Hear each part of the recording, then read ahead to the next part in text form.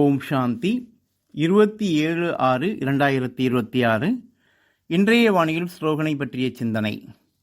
சத்தியத்தின் சக்தியை தாரணை செய்வதற்கு சகிப்புத்தன்மையுடையவராகுங்கள். பாபா கூறுவார், சத்திய படகு ஆடும் அசையும், ஆனால் மூழ்கிவிடாது என்று கூறுவார். சத்தியத்திற்கான சோதனைகள் நிறைய வரும், ஆனால் நாம் நிறைய சகித்து கொள்ள வேண்டியதாக இருக்கும். இன்றைய வானியில் கூட தாய்மார்கள் பாபாவிடம் கூறுகிறார்கள், பாபா, நாங்கள் தூய்மையான வாழ்க்கை வாழ்வதில் நிறைய கஷ்டங்கள் கொடுக்கிறார்கள், அடிக்கிறார்கள், கொடுமைகள் இழைக்கிறார்கள் என்று கூறும்போது பாபா கூறுகிறார், சகித்து கொள்ளுங்கள். அப்பாவையும் ஆஸ்தியையும் நினைவு செய்யுங்கள். அடிவாங்கும் சமயத்திலும் புத்தியில் சிவ் பாபாவை நினைவு செய்யுங்கள் என்று கூறுகிறார். இந்த ஒரு ஜென்மம் அனைத்தையும் சகித்து கொண்டு தூய்மையான வாழ்க்கை வாழ்ந்துவிட்டீர்கள் என்றால் தூய்மையான உலகத்தின் எஜமானன் ஆகிவிடலாம் என்று கூறுகிறார். நாட்டின் சுதந்திரத்திற்காக எவ்வளவு கஷ்டங்களை சகித்து கொள்ள வேண்டியதாக இருந்தது. அகிம்சை சகிப்புத்தன்மையின் ஆயுதத்திற்கு முன்னால் ஆங்கிலேயரால் ஒன்றும் செய்ய முடியவில்லை. கடைசியில் சத்தியம் என்றது. ஆதலால்தான் சத்தியமே ஜெயம் என்று கூறப்படுகிறது. இப்போது பாபா ராவணன் அபகரித்த நமது ராஜ்யத்தை மீட்டுக் கொடுப்பதற்காக வந்திருக்கிறார். அரைக்கல்பம் நாம் ராவணனின் சிறையில் அடிமைகளாக இருந்தோம். இப்போது நம்மை ராவணனின் அடிமைத்தனத்திலிருந்து விடுவித்து நம்மை சுயராஜ்ய அதிகாரிகளாக ஆக்கி நமது சுய தர்மத்தில் நிலைக்கச் செய்திருக்கிறார். நமது சுய தர்மம் பவித்திர சக்தியில் நிறைந்தவராகுவது. இதை நாம் ஒருபோதும் இழந்துவிடக்கூடாது. தலையே போனாலும் தனது தர்மத்தை இழந்து விடாதீர்கள் என்று கூறுகிறார். லௌகீக தந்தை நமக்கு ஆஸ்தி கொடுக்கலாம், ஆனால் அதன் கூடவே நம்மை விகாரத்தில் தள்ளி ராவணனின் சாபத்திற்கு ஆளாக்கி விடுகிறார். ஆனால் இப்போது பரலோகிக்க தந்தையோ சங்கம யுகத்தில் தூய்மையின் ஆஸ்தியில் நிறைத்து சத்யுகத்தின் ராஜ்யத்தின் ஆஸ்திக்கு அதிகாரியாக்குகிறார். ராவணன் நமக்கு சாபம் கொடுக்கின்றான், பாபா நமக்கு ஆசீர்வாதம் கொடுக்கின்றார், சுகத்தின் ஆஸ்தியை கொடுக்கின்றார். சத்தியத்தின் சக்தியில் நிறைந்தவர்களாகுவது என்றால் பவித்ரதாவின் சக்தியில் நிறைந்தவர்கள் ஆகுவது. இன்றைய வானியில் கேள்வியில் கேட்கிறார், இந்த கடைசி ஜென்மத்தில் பாபாவினுடைய எந்த ஒரு கட்டளையை பாலனை செய்வதன் மூலம் குழந்தைகளுக்கு நன்மை இருக்கிறது? பாபா கூறுகிறார், இனிமையான குழந்தைகளை, இந்த கடைசி ஜென்மத்தில் பாபாவிடமிருந்து முழுமையான ஆஸ்தியை எடுங்கள். புத்தியை வெளியில் அடைய விடாதீர்கள். விஷத்தை விடுத்து ஞான அமிர்தத்தை பருகுங்கள்.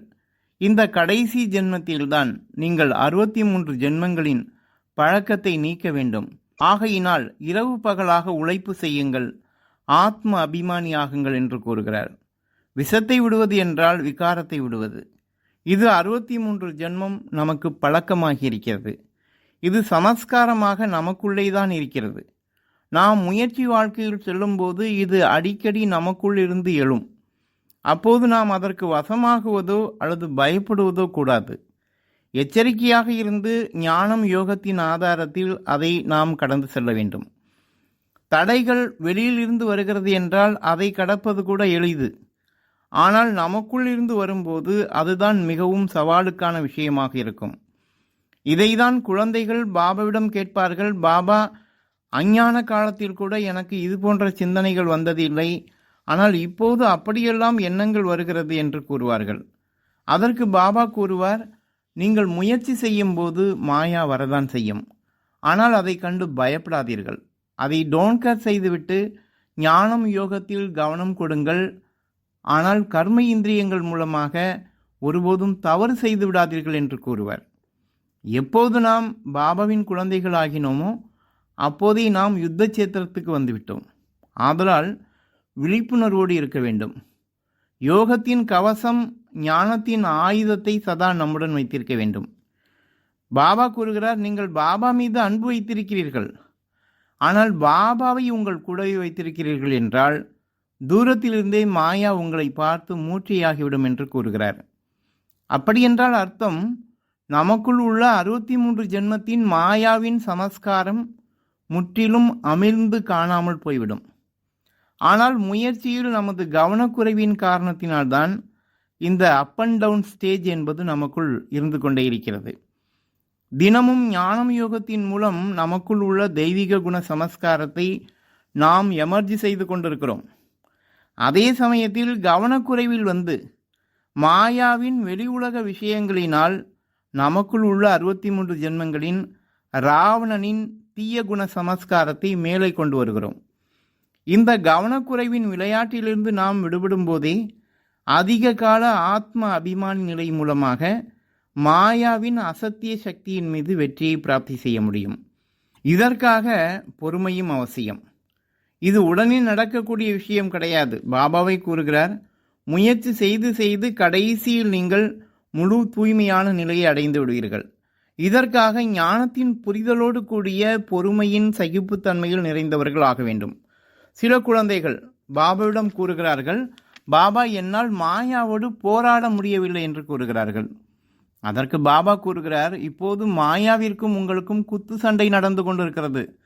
குத்து சண்டையில் ஒருவரே அடி வாங்கி கொண்டிருக்க மாட்டார்கள், இருவரும் மாறி மாறிதான் அடித்துக் கொள்வார்கள். ஆதலால் நீங்கள் தைரியமாக சண்டையிடுங்கள். உங்களுடன் நான் இருக்கிறேன். நீங்கள் மாயாஜித் என்றால் மாயாவை வென்றால் தானே மாயாஜித் என்று சொல்ல முடியும். மாயாவை வெற்றி அடையாமல் மாயாஜித் ஆக முடியுமா? ஆதலால் மாயா வரதான் செய்யும், அதன் மீது நீங்கள் வெற்றி அடைந்துதான் ஆக வேண்டும் என்று கூறுகிறார். இந்த புரிதலின் சகிப்புத்தன்மை தான் நமக்கு தேவைப்படுகிறது. ஆதலால் தான் பொறுத்தார் பூமி ஆழ்வார் என்று கூறப்படுகிறது. ஆதலால் சகிப்புத்தன்மையின் தாரணையின் மூலம் சத்திய சக்தியில் நிறைந்தவர்களாகுவோம். நல்லது. ஓம் சாந்தி.